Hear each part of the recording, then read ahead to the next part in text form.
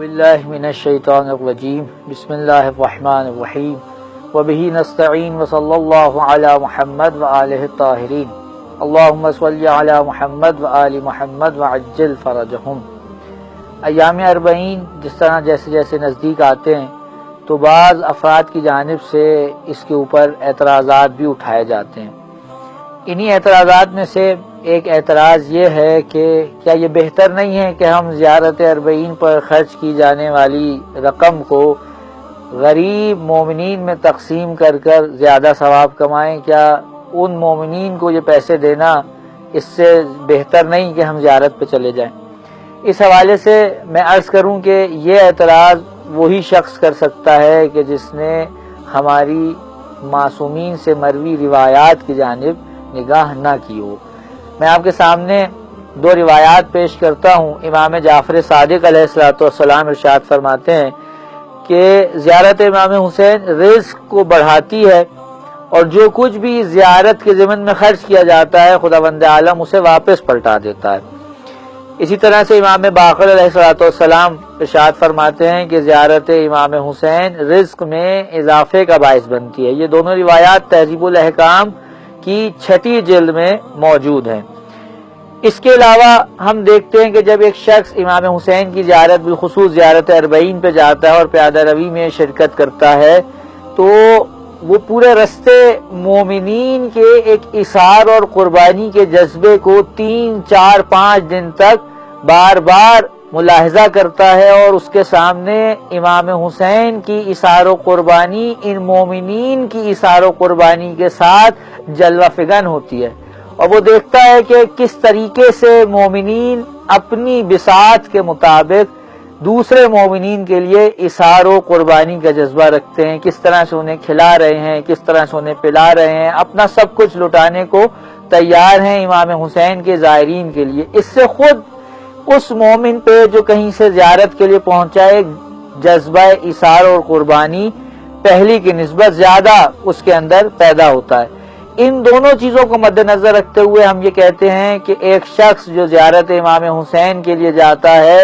کیونکہ اس کے لگنے والی رقم امام کے بقول اس کو واپس مل جائے گی، اور وہاں جا کر وہ امام حسین نیز امام حسین کے چاہنے والوں کے جذبہ اثار و قربانی کو دیکھے گا تو اس کے اندر اور زیادہ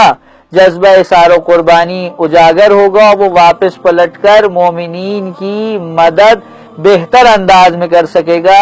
نسبتاً اس کے کہ جو وہ پہلے کر سکتا ہے۔ اس کے علاوہ ایک اور اعتراض کہ جو کیا جاتا ہے وہ یہ ہے کہ بعض مومنین کے جو ہر سال زیارت اربعین کے لیے کربلا معلیٰ چلے جاتے ہیں انہیں چاہیے کہ وہ ہر سال کربلا کی زیارت کے لیے نہ جائیں بلکہ اپنی جگہ دوسرے مومنین کو بھیج دیں۔ اگر کوئی ایسا عمل کرتا ہے تو یقیناً بہت اچھی بات ہے کہ وہ کسی دوسرے مومن کو بھی بھیجے، البتہ معصومین سے مروی روایات کے اندر ہر سال زیارت کرنے کی یا جو نزدیک افراد رہتے ہیں کربلا معلیٰ کے ان کے لیے ہر ماہ یا ہر 3 ماہ کے بعد زیارت کرنے کی روایات ہم تک پہنچی ہیں کہ جو ہماری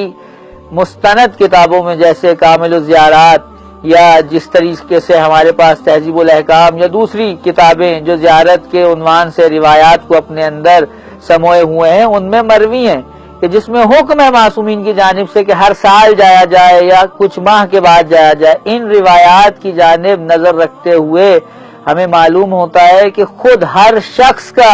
وہاں پہنچ کر تجدید عہد کرنا معصومین کو یہ مطلوب ہے۔ اگر وہ کسی کو زیارت کے لیے بھیجنا چاہتا ہے یا بھیجتا ہے ایک بہت اچھی بات ہے، اس میں کوئی قباحت نہیں ہے، لیکن خود اس شخص کا وہاں پہنچ کے تجدید عہد کرنا یہ بھی معصومین کو مطلوب ہے اور یہ کام مومنین کو کرنا چاہیے۔ لہذا یہ اعتراض کرنا کہ خود نہ جائیے بلکہ دوسروں کو بھیجیے یہ اس صورت میں جنم لے سکتا ہے کہ جب آپ معصومین کی روایات کی جانب توجہ نہ رکھیں جس کے اندر ہر سال 3 ماہ 6 ماہ اور اسی طریقے سے